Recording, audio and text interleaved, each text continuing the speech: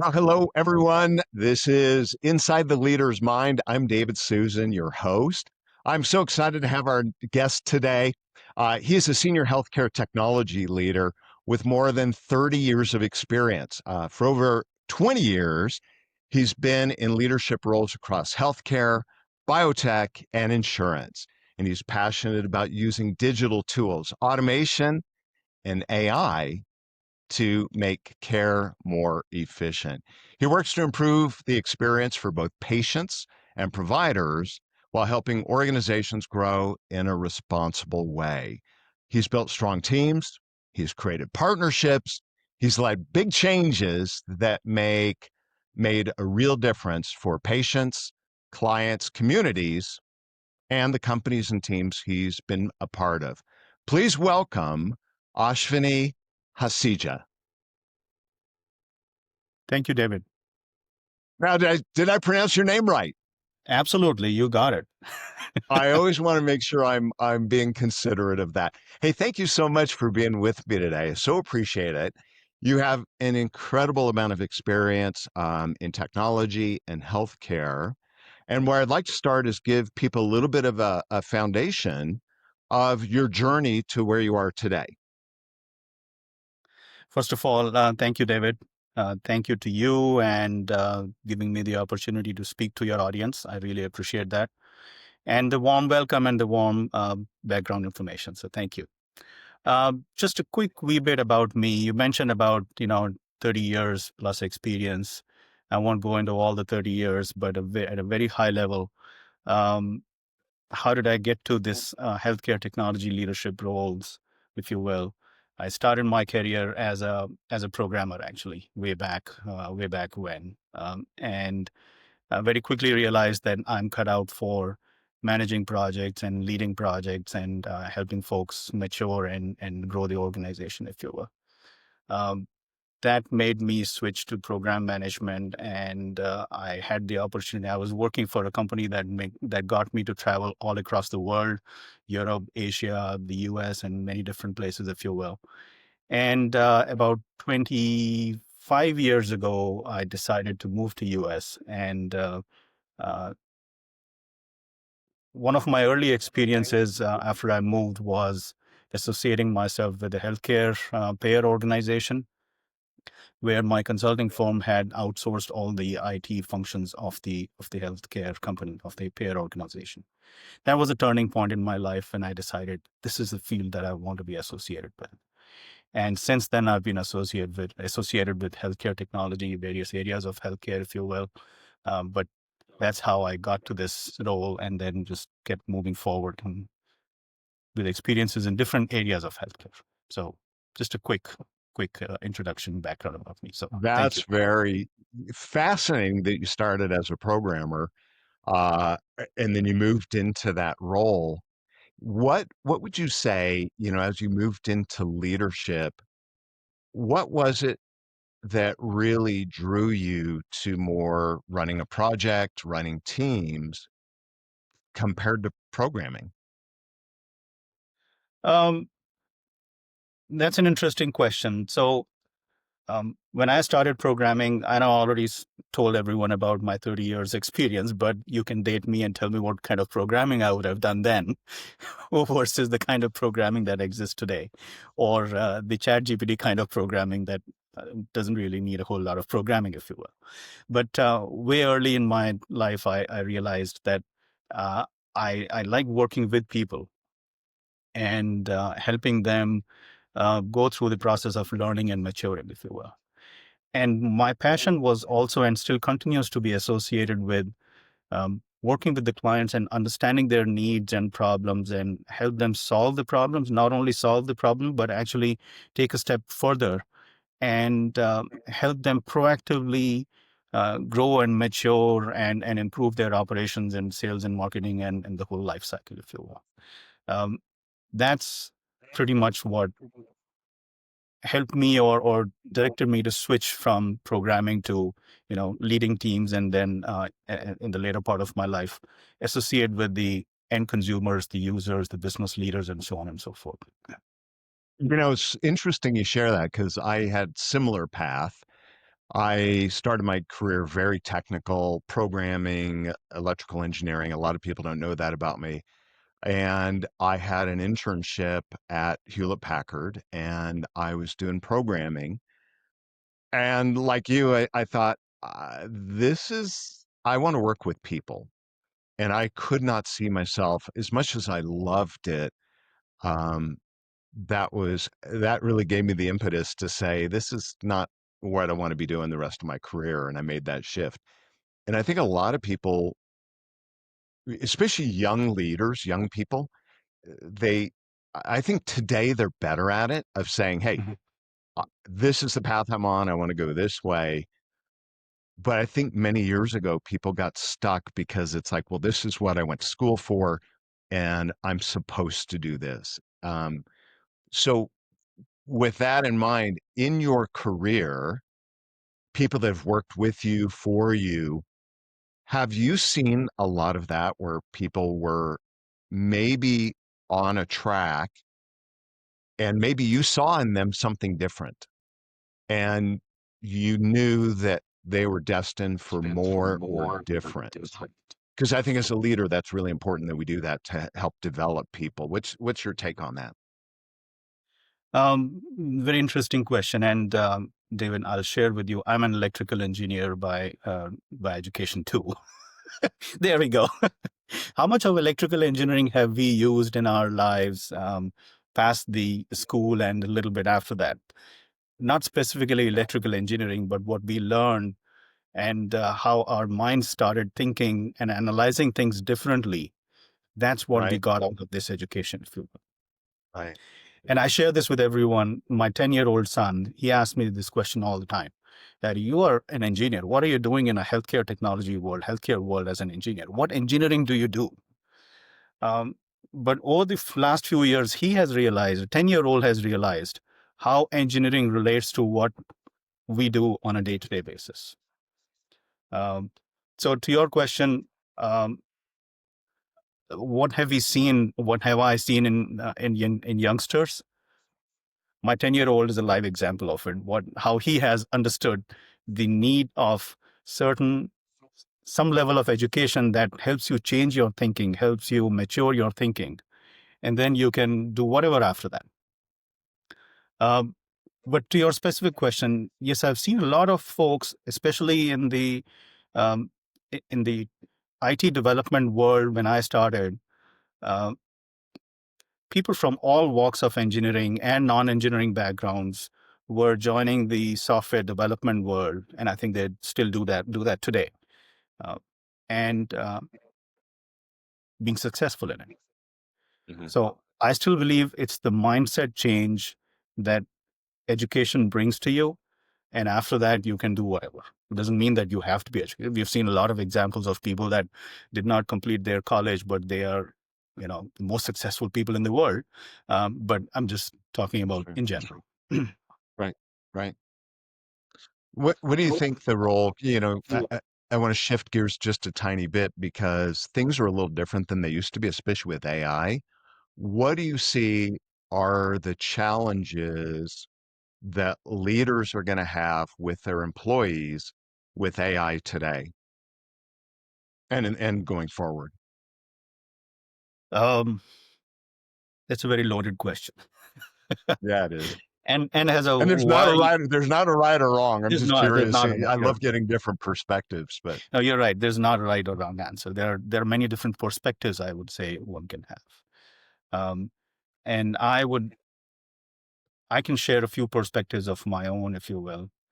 yeah, Like I said, when we started our careers, and pulling you into that conversation, once we got out of the engineering school, the kind of programming was very different. The world was very different at that time. You would write code in COBOL and RPG, and I was just talking to somebody the other day about RPG, one of my first programming languages that was so structured. And now they said it's a free-flowing, unstructured programming. The RPG has come a long way. So has the profession, if you will. yeah, um, but uh, long story short, AI and programming, AI and development, there's a lot of um, opportunities there. how does it change the programming and development? Um, and this is where my philosophy, and we'll probably talk about that in a little bit. Maybe I'm queuing this up, but my philosophy of every programmer, every developer, every technology individual needs to understand why are they doing that programming and development. What business value are they going to bring um, to the business, to the organization, to the department that they're working for, that they're writing this program for. And AI is only taking us in that direction. Unless you provide good input to the AI tools and technology, you're not going to get a decent output from it. That's Yeah, one way right. things are changing and will change. Um, What about from a leadership perspective? What do you think the challenges leaders will have with their teams, their employees, as this starts to happen more and more? um, I'll, I'll I'll compare the two, what I experienced 20, 25, 30 years ago and today, if you will, and I'll share an example. This was about 20 years ago. I had a young developer in my team, and they said, well, I understand the client's needs, and give me 3 days and I'll have the answer solution developed. Well, I had the luxury of giving them 3 days. Um, said, go ahead, try it out. I don't have a whole lot of confidence you'll get what the client really needs, but I have the luxury of giving you 3 days. Go ahead and do it. 3 days with an understanding that if this does not turn out to be the way it should have, you promise me that for the rest of your life you will follow a certain method and approach that brings value to this process, if you will, or the process brings value to the output, if you will. He agreed. Smart guy, smart person. He agreed. And 3 days later, when the team reviewed what he had developed, it was not meeting the mark, if you will. And the smartest person on earth said, "I agree, and I promise I will remember your comments for the rest of my life." That was an achievement for him and I both, I would say. Uh-huh. So I call him the smartest guy that and learned from him. I think the same logic, same situation will apply here. That we believe we have an answer to everything, but there's certain input that needs to go into it, and the leaders will have to figure out how to make the technology folks understand how best to use AI. It's only as good as you provide the input to it. So how best to provide that input and help the staff and the technologists learn is going to be a challenge and opportunity for the leaders. I hope I'm Yeah, making sense. absolutely. How about kind of branching off that question? What do you think the greatest leadership challenges in general are today with teams? Um, in my experience, I've learned the area that I just touched upon. The leaders helping the staff understand why are they doing the work they are doing. It's Yeah, not a vanilla set of work that you can tell them, here's what you need to develop, and you expect that to meet the business outcomes and the business expectations. I think they need to understand why are they developing something, and it's not only about development; it's about the whole life cycle. Why, and what kind of infrastructure is needed? IT infrastructure is needed to meet the business needs. Um, if they better understand it's a tier one function or a system or a tier two or tier three, and what I mean by that is, for example, if our banking website is down even for 5 seconds, it's a big deal. You and I, as a yeah, consumer of the banking website, cannot live without it even for 5 seconds. If I'm logging in, I want it to be working. I can't wait for 5 seconds, 10 seconds. I don't know when it will come back. It just yeah, brings my confidence in it down. Versus if it's let's say home mortgage initiation function that can wait for 10 minutes to be brought back up, and the consumers are not really that badly impacted as a banking website might be. So what kind of infrastructure should be set up for one or the other? that's important. It's important for the technology folks to understand the purpose of it, if you will. Yeah. And that's where leadership challenges come in. How do you help them understand this? Uh, I've personally um, used it as an opportunity to educate my staff as much as possible in understanding Yeah. the purpose of what they're doing, why they're doing. Yeah. Good. Good. Love that. Love that. Since this is called Inside the Leader's Mind, I love getting insight into how people think. What do you think your greatest superpower is as a leader? Um, the flip side of the coin that I just shared, it's an opportunity, but I have embraced that opportunity for a long time, and I've always been of the opinion and uh, consciously and uh, consciously focus on how to make sure my staff, my team understands what they're doing, why they're doing it. I was a part of an organization where the leadership was rotated between different functions of the organization, of the IT organization, that they had to move from application development, operations application development, commercial application development, to R&D application development, to infrastructure, to security, to different areas of technology, so that they learn about the various areas and they also add value from a business perspective into each of those functions.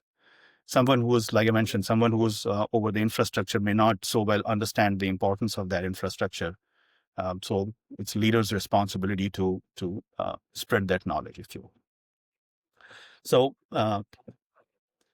I've consciously and effectively made an effort to develop that skill set and that knowledge base within the team. That's something that I treasure, and the test is when the team says, "Now I understand why I'm doing what I'm doing." Yeah. Yeah. When you hear That's that from great. somebody, you realize that all your effort has been paying results. Yeah, absolutely. Eh, If you were to advise, so kind of a double question here.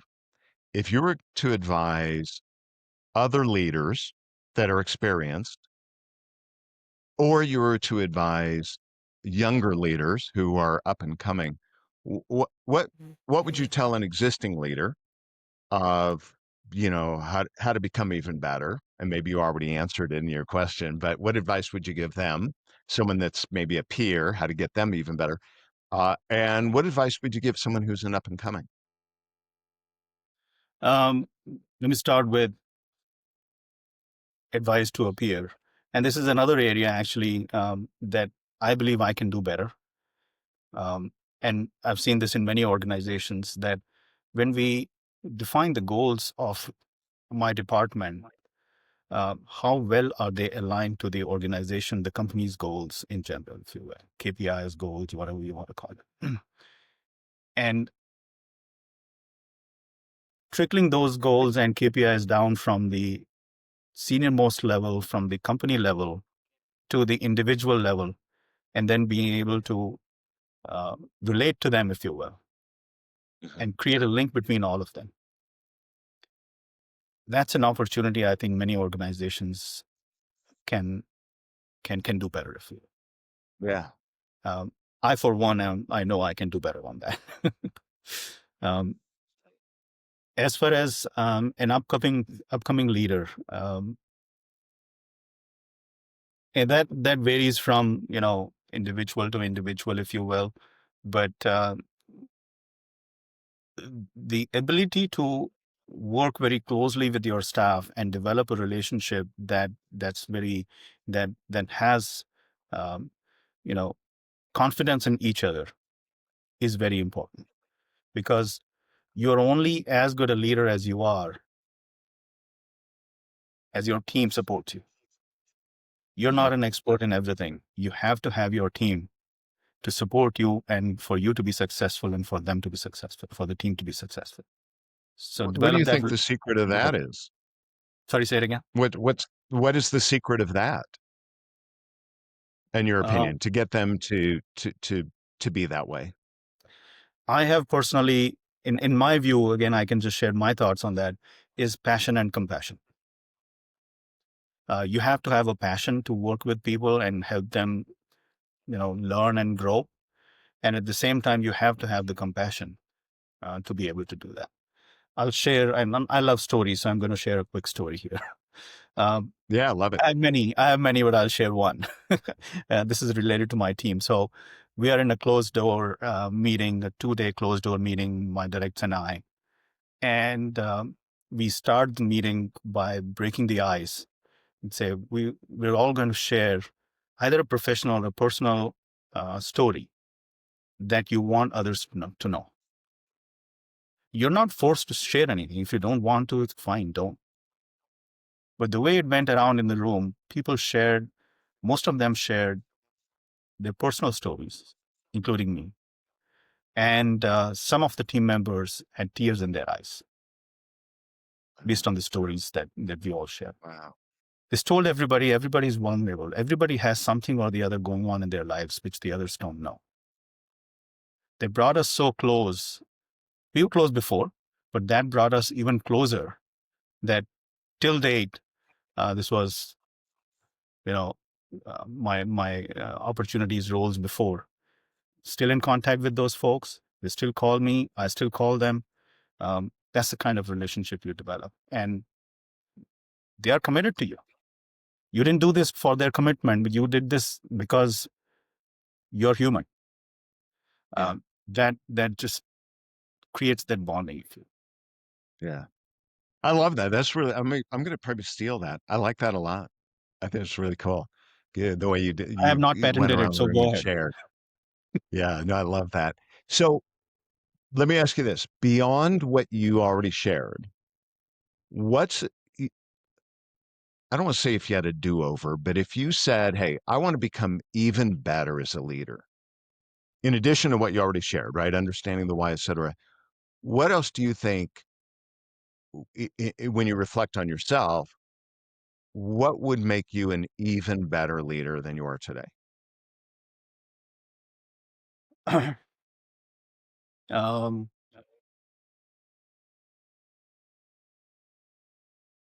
I have to think. I think I'm the Okay. best. No, I'm just kidding. um, I think, like I said, being able to associate the goals of the organization and being able to translate them into the language of every individual. So this is one thing I take pride in, that I speak the language of my business partners. And I have developed great relationship with the business leaders and, stood in for them in their staff meetings when they were on a flight and there was nobody else to speak to their staff. I was asked to speak to their staff, if you will. An IT person being offered to speak to a business staff meeting, all staff meeting. I take pride in it. But I could do better if I could develop everybody like that they have the knowledge and understanding of the business and be able to provide value. And just going back to the AI, um, the AI is bringing technology and operations and business all so close that you have to be able to speak each other's language. When somebody tells you, you can do an API development and solve my problem. When a business leader tells you, you can do an API development and solve my problem, they know what API is. They may not be, an expert in API, but they know what it is. Similarly, I should be able to speak their language and help them solve their problems. If you Yeah. I love that. I love that. All right. Kind of a different twist. I have a question here. Um, and I've shared this on other podcasts. I always like to hear from my guests, what is the one question you wish I would have asked you? Or maybe not me. What is a question, I'll make it even broader, you wish people would ask you? Because you'd love to be able to share something about yourself or about a philosophy, but they don't always ask you and they don't think to ask you, and you're not going to just blurt it out. But if someone asked you, you would have pride or be excited to share? What would that question be, and what would the answer be? Um, Somebody actually asked me this question a few days ago. Um, a colleague said, Ashwini, have you thought about writing a book? Based on all the experiences that you've had, have you thought about writing a book? And it got me thinking. I had not thought about it, but my immediate response was, hmm, I haven't thought about it. But how many people read books these days? And how many people depend on um, audio medium, if you will, or audio media to learn and to read, if you will. Um, Let me pose this question back to you, David. What do you think about this? Well, wait. What's your answer then? My answer was, I don't know. I'm probably more interested in speaking, and if you give me a chance to speak for an hour, I can speak for an hour. So maybe I can just translate that into a book. But Yeah, I love to speak. Maybe but podcast your is an feeling answer. is that not as many people are reading books. Is that what I'm hearing? I'm just sharing my experience. How many books do I read today? I have Yeah, tons of yeah. books reading, but how many have I read, and how many books do I have time to read today? So I'm just sharing So that based on my experience. it's interesting. So I just finished a book. Just released a book called Real Leadership, Real Results, and there are different reasons for doing books. One is it allows you to. I'll speak for myself. It allows me to get clarity of thought and just get it out of my head and create an archive of it. Right? Meaning, here's my philosophy and put it in a book. It allows you to do a podcast because you could turn that into a podcast, or it allows you to do an audio version you could share. Uh, it can lend credibility depending on what you're trying to do, right? If you're trying to look for a new job, you are looking to do consulting, you're looking to do speaking. Um, but it also becomes a lasting, what's the word I'm looking for? What's the, oh my gosh. In consulting, you create a document. What do we call it? Not an archive. We call it a Artifact.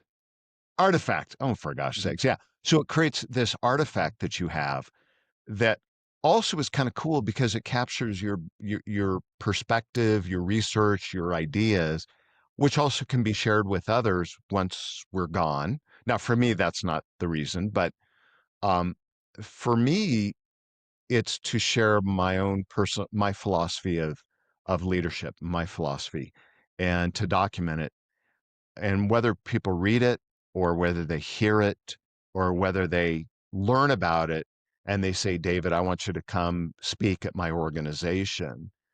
Because when I'm not doing a podcast, I'm a keynote speaker Mhm. and I work with organizations, whether it's Toyota or Caterpillar, the EPA or whoever it is, and I go into these organizations and help create change, whatever it might be.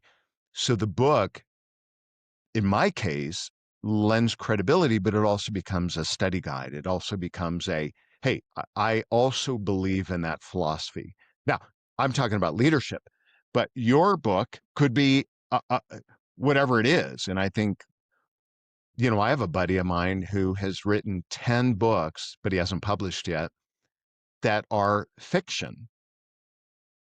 Um, and he's just passionate about fiction and he hasn't published yet because he's got some, sometimes we have things that hold us back personally of, either am I good enough or there's fear or whatever it might Whatever it be. might be. But some of that is storytelling. So I always believe everyone's got a book in them. And if that book is a hard copy book or that book is a podcast or whatever, I really think I just coached, so I do executive coaching. And I just had a call with an executive yesterday. We just had this exact same discussion about a book. And I said, her assignment was, I want you to come back when we have our next session. And I want to know what your objective of the book is.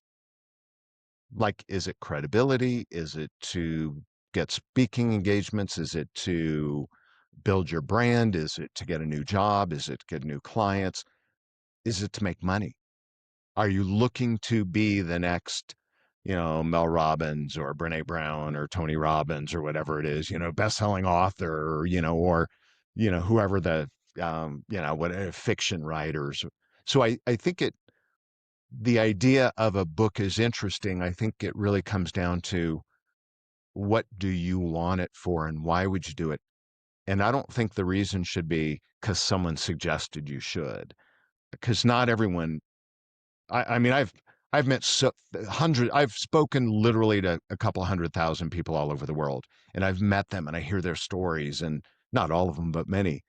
And everyone's got a story, and I'm like, oh my gosh, that's amazing. And they're like, really? I'm like, that's amazing. You should, and I hate saying you should tell your story, but they're like, yeah, that's not me.